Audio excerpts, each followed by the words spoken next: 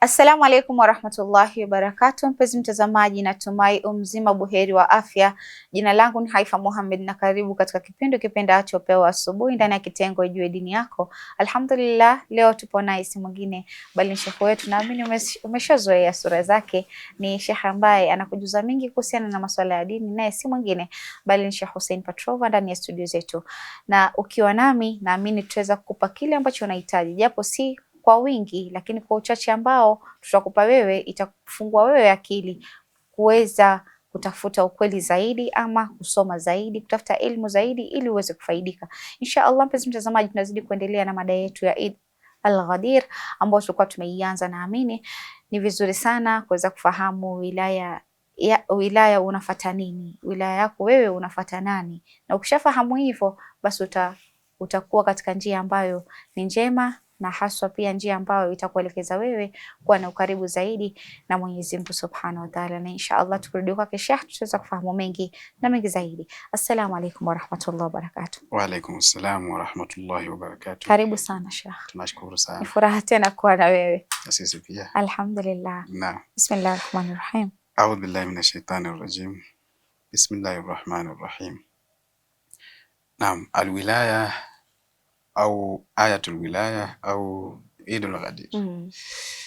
Sasa baada ya mtume kuhakikisha kwamba khutwa zote za wale ambao walikuwa wanataka kutekeleza hazija kuwa fulfilled na kuweka Imam Ali kama ndio imam au wali baada yake, kwa sababu hizi wilaya mbili ambazo zimepita kwenye ayatul wilaya, innama waliyukum Allahu wa rasuluhu, hizi zote zisha tekelezwa na hakuna mtu ambaye ameleta tatizo lolote.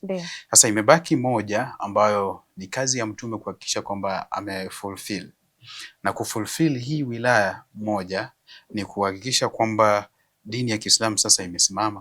Dini ya Kiislamu sasa baada ya kukamilika kwa kueleza yale ambayo alieleza, ikiwemo sheria za kila sehemu au sheria za kuabudu, sheria za swala, ibada zote. Sasa kuna jambo moja ambalo limebakia ambalo mtume inafaa alifanye. Sasa baada ya hapo sasa ni juu yetu tujue kwamba hii wilaya ambayo imekamilika sasa au dini ambayo imekamilika sasa na imeridhiwa na Mwenyezi Mungu ina maana gani?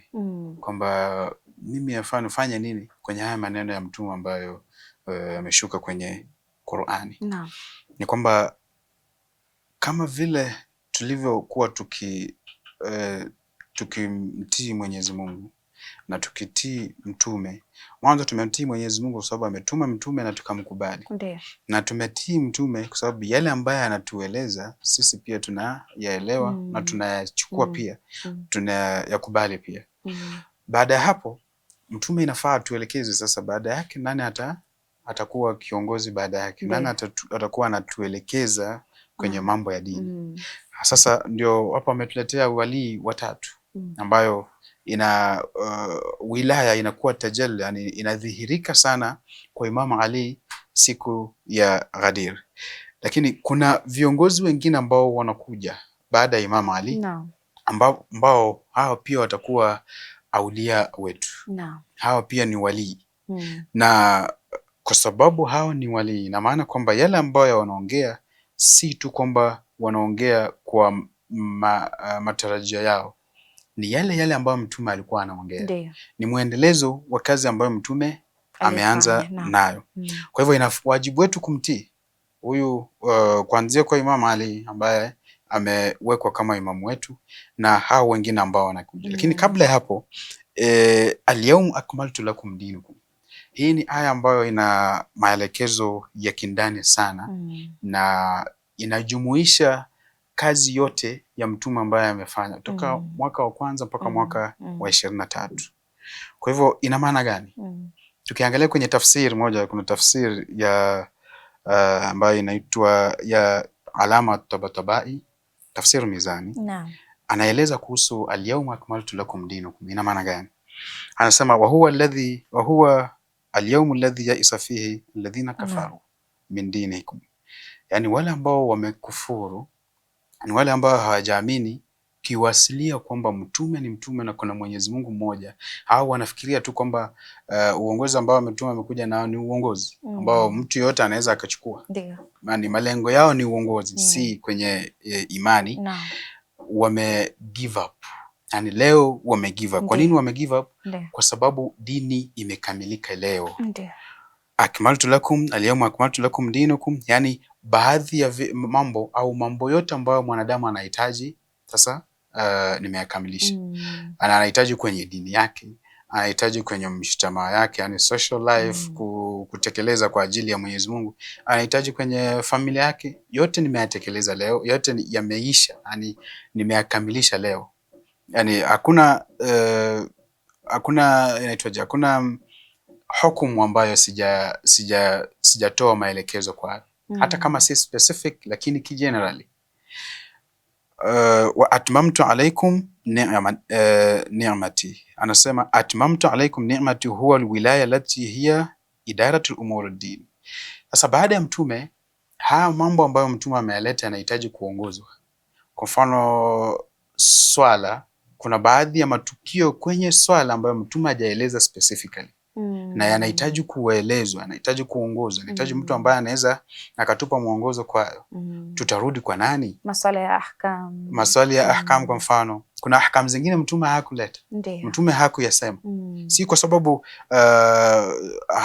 ni upungufu, hapana. Ni kwa ajili ya muda haukuweza kuruhusu aseme kila kitu au atoe maelekezo kwenye kila kitu. Lakini bado kuna uongozi ambao unakuja. Bado kuna uongozi ambao utaeleza hayo ahkam. Na ndio pale atmamtu alaikum ni'mati. Yani kuwa kwenye chini ya wilaya wa baada ya mtume ni neema kutoka kwa Mwenyezi Mungu. Yani tuasimu kwamba mtume hakuweka alwali, kwamba baada ya kumaliza kazi yake yeye akasema amrukum shura bainakum, yani mimi sihusiki na mambo yenu. Sisi kama Waislamu tungekuwa kuna baadhi ya vitu ambavyo hatungevifahamu. Ndio. Kuna baadhi ya matukio au baadhi ya ahkamu ambazo saa hizi hatungekuwa tunayajua, na ingekuwa ni kama tumerudishwa nyuma kwenye nyakati ambazo hata mtume hajakuja. Kwa sababu wilaya ndio ukamilisho wa mtume, wa utume. Bila wilaya ni kama utume haujakamilika wote. Alama anaendelea kusema kwamba wahia inma takfi, yani wilaya la takfi maadama alwahi yanzil. Yani wakati wilaya ilikuwa inashuka, wahi ilikuwa inashuka, wilaya haikuwa na maana. Lakini wahi ikimaliza kushuka tu hivi, kazi ya wilaya inaanza. Na alwahi ikimalizika kushuka ina maana kwamba dini imekamilika. Yeah. Wala takfi lima ba'da dhalik fi zaman inqita'i alwahyi wala rasul baina an-nas yahmi dini la. Kazi ya mtume wakati alikuwepo ni kwamba alikuwa ana protect dini. Sasa akishamalizika, kazi yake kishaisha na kuprotect dini, inakuja sasa kazi ya wali ambayo ndio ile ambaye amemweka siku ya Ghadir. Na kazi yetu kwake inakuwa nini? Tuhakikishe kwamba tunafuata yale wali anatuambia. Si tu kumfuata. Pia inadhihirika kwenye hadithi ambayo mtume alisema kwamba Allahumma wansur man nasarahu wakhdhul man khadhalahu. Kwamba baada ya kufuata yale mtume wali anatuambia, baada ya mtume sasa tunafuata wali anatuambia nini, ambaye ni imam. Si tu kwamba tunafuata, tunahakikisha kwamba tunamnusuru pia, na tunakuwa against mtu yoyote ambaye anakuwa kinyume na maelekezo ya huyu wali.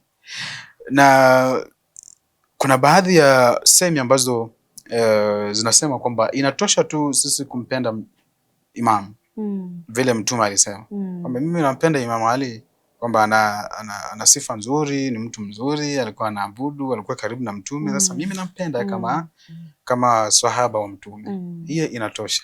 Mtume anatuambia kwenye hadithi kwamba haitoshi, lazima umnusuru Imam Ali, kwamba mimi nimesema Imam Ali ni wali baada yenu. Mtu akija kusema kwamba si wali, Imam Ali si wali, bali kuna mtu mwingine ambaye inafaa awe wali. Hapo inafaa ni kazi ya Muislamu yoyote kumnusuru Imam Ali. Asimwache adhulumiwe. Ndio maana ukiangalia katika maswahaba ambao walisimama na Imam Ali, kulikuwa na Salman al-Farsi, kulikuwa na Ammar bin Yasir, kulikuwa na Abu Dharr al-Ghafari. Ukiangalia kuna watu ambao walikuwa na yeye katika kipindi chote katika maisha yake. Na hili linadhihirika, utapata uhalisia, japo watu watakwambia ni siasa. Wakati ya mtu utasikia siasa zilianza hizo enzi. Kulikuwa na siasa nyingi. Kando na siasa, tukiangalia matukio ambayo yalitokea hapo katikati kabla Imam hajaweza kupeana ile peace treaty, kwa sababu hatuwezi sema ni baya, maana hakutoa baya. Ilikuwa ni kama peace treaty, na ilikuja baada ya miezi 6, tena baada ya kufariki nani? Bibi Fatima Zahra. Kwa sababu katika kipindi hiki Imam Ali na familia yake walitengwa. Hii inafaa ikupe picha kamili ya uhalisia wa historia ya makhalifa ilikuwa vipi. Sasa kwa mtu mwenye akona ile kwamba mimi nitafikiria kiundani, kwa nini ilitokea hivi, hapa katikati kulitokea nini katika hivi events mpaka kufikia kutengwa kwa Imam Ali. Kwa sababu Imam Ali alikuwa hajatoa bai'a kwa Abu Bakar bado. Alifosiwa tena kutoa bai'a. Ni ile kufosiwa mpaka kupelekea kwamba nyumba ya Bibi Fatima Zahra inaenda kuwa threatened, mnafika mnatoa kama hamtoi kama Imam Ali hatatoa bai'a kwa fulani, sisi tunafanya nini? Tunachoma nyumba yako.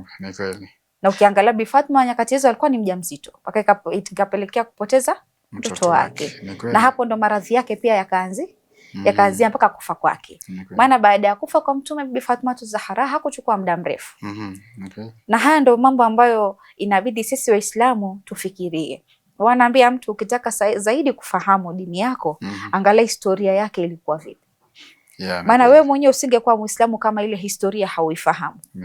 Maana hauwezi tu rithi ukasema mimi nimeamka leo mimi nimekuwa tu Muislamu basi. Lazima ujue cha kwanza kilitokea, pili, cha pili kilitokea hivi, ya tatu kilitokea hivi. Na kuna jambo lingine kwamba hata ukiangalia historia kuna historia zingine zinasema sivyo. Yaani kuna baadhi ya historia ukisoma zinakuambia kinyume ya uasilia ilivyo. Sasa na watu wengi sana wamefuata kile ule kinyume cha uhalisia. Naam. Na hii haikutokea tu kwamba watu wameanza tu hivyo. Ni mambo ambayo yalipangwa kwamba baada ya mtume kuweka Imam Ali kwenye Ghadir kwamba yeye ndio wali baada yake, kuna baadhi ya vitu ambavyo baada ya khutwa bado hawa watu walikuwa wanapanga. Ndio amewekwa, lakini hatafika katika kile kiti, hatachukua uongozi baada ya mtume. Na ndio tunaona siku ya kufa kwa mtume anawaambia kwamba nileteeni karatasi na kalamu niwaandikie kitu ambacho mkifuata hamtapotea. Sasa hapa wale watu ambao walikuwa wameanza kupanga waka connect kwamba tulipokuwa Arafa mtume alisema hii inni tarikum fikum thaqalaini ma in tamassaktum bihima lan tadhillu ba'di abada kitab Allahi wa itrati ahli albayt. Sasa waka connect wakaona huyu mtu ambaye haya maneno ambaye amesema anataka kuandika kile ambacho alifanya nini, alituambia kwenye Arafa. Sasa wakasema hasbuna kitab Allah, yani hii kitabu Allah ambayo umesema ya kwanza kinatutosha, itra hatuhitaji. Sisi wenyewe tuko na uwezo wa kuendeleza. Ukiangalia swala hilo lilileta mjadala, kwa sababu hapo hawa maswahaba walianza kupiga kelele wa kuwa na malumbano, mpaka mtume ndo akawaambia watoke zao nje. Sasa ukiangalia kama mtume hasemi kitu basi na wahi amri ya Mwenyezi Mungu, akisema nataka kitu fulani ni hicho. Ndio maana katika kadhia ya Ahlul Bait sisi tunajua mtume wetu ni maasum. Mtume wetu ni hakosei. Mtume wetu sisi tunamfahamu vile Mwenyezi Mungu amemwelezea. Sasa hiyo inafaa ikupe picha zaidi ya mtume wako wa Mwenyezi Mungu ni yupi. Hauwezi sema tu kwamba ndio mtume ni binadamu, lakini ukimwambia sawa, taja kosa moja ambalo mtume alifanya, hakuna mtu atakupa kosa. Maana gani? Mwenyezi Mungu alikuwa tayari pia shamshushia aya ya Qur'ani kwamba amewatahirisha hiyo inafaa kupe picha kwamba hawa wametuahirisha kutokana na madhambi, kutokana na machafu, kutokana na maasi. Sasa ni kitu ambacho sisi wenyewe tunafaa kufahamu. Kweli. Inshallah Sheikh atachukua mapumziko, naona cameraman ananiambia. Inshallah tukirudi katika awamu ya pili tutaendelea zaidi. Inshallah. Kurudi kwako mpenzi mtazamaji, natumai katika awamu ya kwanza tukiwa na Sheikh tunazidi kuangazia swala zima la Eidul Ghadir ambao pia linaungana zaidi na wilaya. Na inshallah kama unavyojua tulikuwa tumeanza mada yetu ya wilaya, ni muhimu sana kufahamu haya mambo, ni muhimu sana kufahamu hili jambo, ndio litakuelekeza wewe kupata ufahamu na uhalisia zaidi wa historia yako ya dini ni gani. Na inshallah mpenzi mtazamaji, acha tuchukue mapumziko, tutakaporudi tutaendelea zaidi.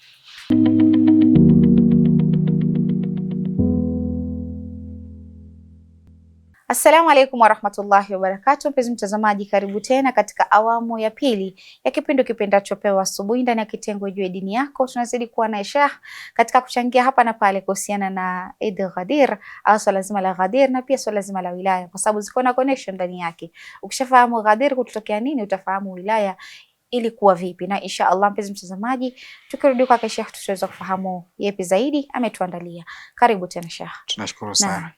A'udhu billahi minash shaitani rajim. Bismillahir rahmanir rahim. Baada ya Ghadir kulitokea na khutwa ambazo pia hawa walikuwa wanajaribu kupanga kuhakikisha kwamba mtume akituacha hata kuwa ameacha uongozi kwa Imam Ali. Ndiyo. Na hawaku give up. Ndio wali give up hiyo siku kwamba ndio mtume ametekeleza ule wajibu ambao alikuwa tunataka kumpinga azitekeleze. Wakatoa bai'a yao kwa Imam Ali kama bado mbele ya mtume. Akisema kwamba asbahta wali. Imam Ali ni wali na imam na wali wa kila waumini wa kike na waume. Kila mtu. Sasa wametoa bai'a, yani wame acknowledge kwamba ndio hivyo. Lakini baadaye watarudi kwenye khutwa zao, kwenye malengo yao ambayo walikuwa nayo. Sasa miongoni mwa khutwa zao ni kuhakikisha kwamba mtume akiondoka, Imam Ali hata kuwa ndiye ameachwa. Na mtume pia huo wakati alikuwa anapanga. Mwenyezi Mungu pia alikuwa anapanga yake kupitia kwa mtume kwamba ndio wanapanga hivi, lakini hivi ndio ilikuwa inafaa itekelezwe. Lakini haileti tofauti kwamba mtume ashatoa maelekezo, ashatoa uongozi kwamba baada yake ni Imam Ali. Ashasema yani. Sasa yoyote ambaye atakuwa kinyume au ataenda kinyume ya hiyo, ina maana anaenda kinyume na Mwenyezi Mungu. Ina maana anakufuru. Kwa kifupi ni kama anakataa kwamba hapana, Mwenyezi Mungu hajasema hivi wala mtume hajatoa haya maelekezo na kuna kitu chochote ambacho kipo hivyo. Au anaenda kinyume na Qur'ani. Kwa sababu hiyo aya inapatikana kwenye Qur'ani. Sasa ukienda kinyume na Qur'ani au aya ya Qur'ani au mtume au Mwenyezi Mungu, ina maana kwamba umetoka kwenye njia, na kutoka kwenye njia ndio hiyo kukufuru. Kwa hivyo mtume baada ya hapo muda mfupi tu alishikwa na maradhi, kwa sababu aliyashawaambia kwamba ana ushak an uda, huenda nikaitwa na Mwenyezi Mungu fa ujab, na nikajibu. Kwa hivyo ilipofika wakati ambapo ni siku za mwisho au nyakati za mwisho za mtume, aliwaambia maswahaba baada ya kukataa kwenda kwenye vita. Kunakuwa na vita ambavyo ilikuwa inafaa waende wafungue, vita ambavyo hawakupigana. Sasa ilikuwa inafaa waende wapigane na Roman Empire chini ya Usama. Sasa hii ilikuwa ni miongoni mwa khutwa za mtume kwamba wakiondoka tu hivi, hata kama mimi sitokuwepo, Imam Ali atakuwa ashachukua uongozi na atakuwa amechukua practically. Hakutakuwa na mtu ambaye ataleta tatizo, ataoppose uongozi wa Imam Ali. Lakini wao walijua kwamba mtume anatutuma ili tufanye nini? Tutoke Madina ili wakati anatuondokea sisi tusiwepo na Imam Ali achukue uongozi tu kirahisi hivyo. Akasema sisi hatuendi. Hatuendi, na lazima khutwa zetu ambazo sisi tunapanga lazima zitekelezwe. Na wakakataa kwenda kwenye vita ambavyo mtume aliwaamurisha waende. Mpaka pale Mtume akafika mahali akawaondoa kwenye nyumba yake, maswahaba wote akawaambia kwamba ondokeni. Na kuna hadithi ambayo ilitokea pia, kuna wakati Mtume amelaani maswahaba wake. Sasa hii inakuambia kuna watu wanasema kwamba ukiongea tu kitu kibaya kuhusu sahaba wewe umekufuru. Nani aliwaambia hivyo kwamba sahaba ni mtu wa kawaida ambaye anaweza akafanya kitu chochote, maana yeye si maasum. Yeye si maasum. Anaweza akakuwa kwenye njia nzuri au anaweza akakuwa kwenye njia mbaya, yeye kuchagua. Ndio. Na akiwa kwenye njia nzuri anasifiwa. Na ukiangalia hii inakuonyesha hata katika familia zetu. Ni kwamba tuko na family member. Ndio, ni ndugu zetu. Tuko na marafiki ambao ni wa karibu wetu. Lakini haujui mioyo yao. Ni kweli. Ndio, yeye atapitenda matendo yake ni mema. Lakini moyo wake unaweza kuwa unasema kitu kingine. Ni kweli. Nadhani vitu vingine ambavyo vinatokea haswa upande wa hizi historia vinatupa uhalisia pia sisi katika maisha yetu tunaishi vipi. Ni kweli. Kama Mtume alikuwa na hawa watu karibu sana. Lakini alikuwa anajua nyoyo zao. Mtume alikuwa anajua kwamba huyu ni mnafiki, huyu ni mnafiki. Hata kuna baadhi ya hadithi alisema fi ashabi 12 munafiqan la yadkhuluna aljanna. Haweza akaingia janna mpaka kwa mfano inaitwaje, ngamia apite kwenye tundu na sindano. Sasa Mtume anatoa aya kama haya, alafu wewe unakuja kuniambia maswahaba wote ni waadilifu. Alafu kingine huwezi sema maswahaba wote pia ni waadilifu, kwa sababu katika hadithi ya Mtume kuna moja yenye inasema Mtume siku ya Kiyama atasema uko wapi wale maswahaba wangu wema? Ndio. Mtume atasema laiti aliambiwa Mtume aliambiwa nini? Laiti ungelijua walifanya nini baada ya kuondoka kwako. Kisha unaambia bado maswahaba wote walikuwa wataenda peponi? Kwamba wao ni waadilifu. Haiwezekani. Kwa hivyo kuna tatizo ambalo lilikuwepo na kuna kitu ambacho kilichezwa kwenye historia na kwenye rai ama kwenye dini ya Kiislamu. Kwamba kuna watu ambao walikuwa tu na kisirani na Imam Ali. Yaani walikuwa wanamchukia tu Imam Ali. Ndio. Sasa hawa watu ambao walikuwa wanamchukia Imam Ali lazima walikuwa wanatumia mbinu yote kuhakikisha kwamba wanatengeneza chuki tena kwa watu wengine ambao wako nao. Na wakishatengeneza chuki kwa watu wengine watakuwa na wafuasi. Sasa wanatengeneza kikundi ambacho kitakuwa kikundi against yale ambayo Mtume alitaka kwa Imam Ali. Na kulikuwa na baadhi ya watu kuna sahaba mmoja, nimesahau jina, alikuwa anasema kwamba sisi tunakusanyika pamoja na sahaba mwingine, sitaki kumtaja jina. Tunakusanyika pamoja na sahaba mwingine kwa kumchukia Imam Ali. Alisema wazi. Angalia, mmoja alikuja akamuuliza mwingine, nini kinachokuzuia wewe kumlaani Abu Turaba? Abu Turaba alikuwa nani? Alikuwa Imam Ali. Hiyo inaonyesha kabisa, yani kulikuwa na ile nia kwamba mimi ya kumlaani Imam Ali. Ndio maana utakuta katika nyakati hizi pana ugumu kiasi kana kwamba huyu sahaba huyu wanavyosema kwamba sisi usi nini sahaba hivi na hivi, lakini ukiangalia vilitokea wao wenyewe upande wao ni vitu ambavyo walivifanya. Basi utaanza wao kwenda kwengine ambako wao wanasema tunaenda, lakini ukiangalia matukio yanakuonyesha tayari uhalisia wa masahaba walikuwa watu wa aina gani. Ni kweli. Yani kama masahaba wote ni maadilifu, basi nafaa wafanye kitu ambacho ni cha uadilifu kutoka mwanzo mpaka mwisho, ili sisi tufuate hicho kitu kimoja. Kweli. Sasa kama wanafanya vitu tofauti. Na ukiangalia wewe mwenyewe kiongozi unayemfuata, kuna character lazima utaangalia. Kama kiongozi wako alikuwa hivi, utatia utashwishi pale. Sasa mimi nitafuata kiongozi kama huyo? Hauwezi fuata kiongozi kama huyo. Lazima uangalie kiongozi ambaye ana ule uadilifu ndani yake. Sifa zake ni zipi? Naam, akili hata inakataa. Inakataa kabisa.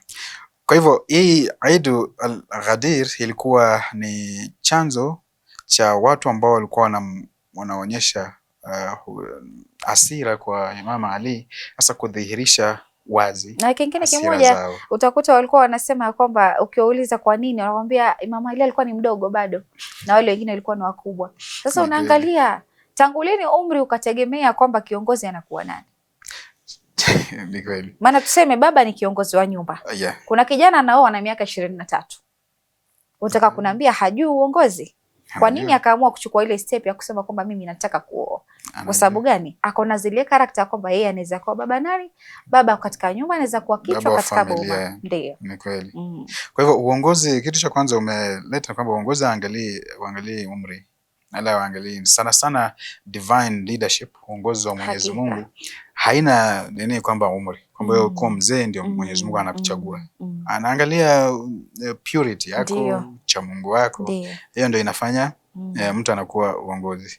Sasa kuna baadhi ya watu ambao walikuwa na hakdi, walikuwa na kinyongo na Imam Ali, na inaonekana baada ya mtume kufa kuna wale ambao walikuwa wanatoa hadithi hadharani kwamba mimi namchukia Imam Ali hadi kiwango kwamba hii hadithi ya Ghadir kuna watu ambao hawaja huu upande wa pili hawajaitoa kama kisa. Kuna mmoja niliona katika TikTok amesema kabisa, anasema ya kwamba mnashangaa kwa nini hao upande mwingine hawanini Ghadir ni nini? Kwa maana kuna watu hawajasoma kuhusiana na Ghadir, kuna watu wanaijua wanaifahamu, lakini nakwambia kwa sisi haina ule umuhimu wa ni kawaida tu. Ni kweli. Kwa sababu kisa chenyewe hakijasimuliwa kule. Hawana nini lilifanyika. Kwa nini lilifanyika? Kama unaambia kisa cha Imam Hussein, simulizi zao ni za maajabu sana. Ni kweli. Ni za maajabu na mitihani. Mtu ambaye anafuata hawezi akafuata kwa ile misingi ambayo inafaa iwe. Anafuata kijujuu tu. Kwa mfano ikija kwenye Ghadir, the more watu wanajua kwamba man kuntu maulahu faadha aliyu maulahu. Allahumma wali man walahu wa adi man ada. Kwamba ukiuliza mtu hotuba ya Ghadir kwa nini, atakwambia ndio hiyo. Kwa sababu gani? Hii ni hotuba ambayo walikuwa wanapanga kitambo kwamba kwao sehemu yao upande wa pili hawana hiyo hotuba mpaka mwisho. Hawana. Haipo. Sasa wana hivi vitu vya kukatakata hivi peke yake. Na ndio maana hawana hotuba za Imam Ali zozote kuhusiana labda Imam Ali anavyomuelezea Mwenyezi Mungu ni nani. Imam Ali hawana ule upande wao. Hawana. Lakini ukija huku tuko na sermons. Kweli. Tuko na sermons, tuko na letters, barua zenye Imam Ali alikuwa akizituma kila mahali. Kwa sababu gani? Ni jinsi ya kule kuthamini wilaya wa Imam Ali na kuthamini maneno ya Mtume Muhammad sallallahu alaihi wasallam aliyosema kwamba baada yangu kuna vizito viwili mkivifuata basi mtaongoka. Hamtapotea. Hamtapotea. Kwa hivyo hiyo ndio wilaya al-kubra na ndio Eid al-kubra, kwa sababu yule ambaye amewekwa hiyo siku ni imam ambaye practically anaenda kutuongoza sisi kwa yale ambayo mtume alikuwa anafanya. Na uwepo wake tutakuja kuona baadaye, uwepo wake ni neema. Yani ndio sababu mtume Mwenyezi Mungu anasema wa atmamtu alaikum ni'ma. Neema gani? Neema alwilaya. Kwamba mtu yote ambaye ameweza kuingia katika chini ya wilaya ya Imam Ali, hiyo ni neema ya Mwenyezi Mungu. Si kila mtu anapata. Alhamdulillah. Kuna wachache tu. Ni hidayah. Ni hidayah. Na ndio maana utakuta kuna rafiki zangu wengine ambao mashallah wao walikuwa wasunni na sasa hivi ni washia. Ukikuja akikuelezea mpaka unasikia raha anavyokuelezea. Anakuambia mimi Haifa nilivyokuwa katika ile madhhab nyingine nilikuwa sijihisi kama niko nyumbani. Hata nikiswali nahisi kama niko na wasiwasi. Lakini siku ambayo nilikuja nikaingia katika madhhab ya Ahlul Bait, nilikuwa nasikia kama nimefika nyumbani, nasikia amani ya moyo wangu. Mashaallah. Namwambia ya kwamba kuwa upande wa Ahlul Bait si kwa kila mtu. Na kweli. Si wote ambao watapata hidayah ya kuwa katika upande wa Ahlul Bait. Ni wachache sana. Wachache sana. Hata Mwenyezi Mungu akikutunukia na hiyo neema, wewe jua bwana uko katika njia ambao Mwenyezi Mungu amekuchagua wewe. Ni kweli. Ni wewe anakuchagua, na maana kwa sababu Mwenyezi Mungu anamuongoza amtakaye. Ni kweli. Huenda sote ni Waislamu. Hatujakataa. Lakini neema ya kuwa katika Ahlul Bait si neema ya watu wote. Yani tukishakuwa Waislamu, ihdina siratal mustaqim. Sisi ndio Waislamu, kitu tunaomba Mwenyezi Mungu atuongoze kwenye siratal mustaqim. Kabisa. Hiyo hidayah ambayo tunamuomba Mwenyezi Mungu kila siku ndio hii hidayah ya wilaya ya kabisa. Wilaya ya Imam Ali. Na mpaka mtu aconnect. Na mimi huwa nasema upande mwingine wakitaka vizuri kuelewa swala zima la dini yao imesimama vipi, mtu aangalie tauhidi yake iko vipi, aisome vizuri tauhidi yake na pia aangalie zile hadithi zilizoandikwa. Kitu kinachoenda kinyume na mtume anakikubali hivyo hivyo kivipi? hakiendani sawia na Qur'ani. Lazima ukikatai chochote kinachoenda kinyume na Qur'ani. Ni kweli. Na hata Mtume ametuongoza kwenye hili kwamba ikijieni nini yote story yangu kuhusu, rudisheni kwenye Mtume, kwenye aidha aya ya Mtume au Mtume mwenyewe. Lakini tukiichukua hivyo hivyo tutajipata sehemu ambayo hatupo kwenye nuru tena ya Mwenyezi Mungu. Tena pamtihani. Na Mwenyezi Mungu anatuambia baada ya kukamilika kwenye wilaya, kukamilika kwenye dini, kwamba huyu Mwenyezi Mungu ambaye ameleta hii dini kwamba huwa waliyul ladhina amanu, Allahu waliyul ladhina amanu yukhrijunahum minan nuri ila dhulumat, kwamba Mwenyezi Mungu ni ukishaamini kwenye sheria ambazo Mtume ameleta, dini au maarif yote ya dini ya Kiislamu ambayo Mtume alikuja nayo, na pia ukaamini Mtume aliposema kwamba wali wako ni Ali ibn Abi Talib siku ya Ghadir, Mwenyezi Mungu atakuondoa kwenye dhulumati akuweke kwenye nuru. Dhulumati ndini na nuru nini? Tunaambiwa kwenye sehemu zingine kwamba Mwenyezi Mungu ni nuru. Yaani huyo Mwenyezi Mungu mwenyewe ni nuru. Hasa Mwenyezi Mungu atakuondoa kwenye sehemu ambayo hayupo, kupeleka seti hayupo kiuwepo, yani sehemu ambayo nguvu zake au kudra yake haikui haionekani huko, kwa sababu wameamua wenyewe kuwa kwenye dhulma. Mwenyezi Mungu atakuondoa kule, akulete kwenye nuru. Akikuleta kwenye nuru, ina maana hiyo nuru yenyewe ni Mwenyezi Mungu. Kweli. Na hiyo nuru kama ni Mwenyezi Mungu, ina maana utakuwa chini ya wilaya ya Mwenyezi Mungu mwenyewe. Kama ukikubali kuwa kwenye wilaya ya Imam Ali, umekubali kuwa kwenye wilaya ya Mwenyezi Mungu. Chochote utakachofanya unafanya kulingana na amri ya Mwenyezi Mungu. Kwa sababu yeye ndiye ameleta hiyo wilaya. Maana ukiangalia wilaya wengi utakuta wanasimamia hapa tu kwa Imam Ali, lakini hawajui wilaya yenyewe ni ya Mwenyezi Mungu Subhanahu wa Ta'ala. Ni kweli. Kwa sababu kama Mwenyezi Mungu mwenyewe anasema mimi ndo nitawekea inni ja'ilun fil ardi khalifa.